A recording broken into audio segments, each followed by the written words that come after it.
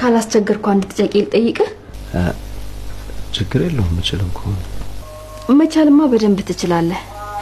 ወደ ውጪ እንውጣና ወክ አድርገን እንመለሳለን። እውነትሽን ነው? አዎ ምን ችግር አለው? ደግሞ ወንድሜ ቤት ስለማያደር ብንወጣም ችግር የለው። ብዙን ቆይ ብዬ አላስቸግርም እባክህ። አንቺ ደስተኛ የምትሆኚ ከሆነ ችግር የለውም። አንቺ አታስቢ።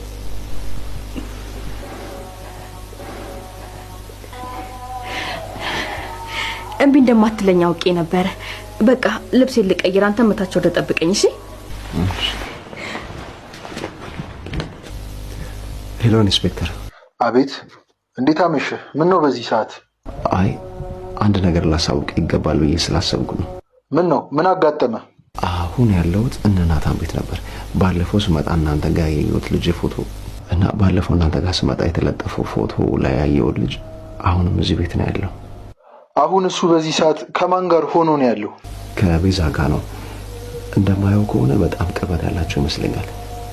እባክህ ኢንስፔክተር ምንም አይነት ጉዳት እንዳይደርስባቸው ምን ማድረግ ይኖርብናል? እሱን ለኛ ተው፣ አንተ አትጨነቅ።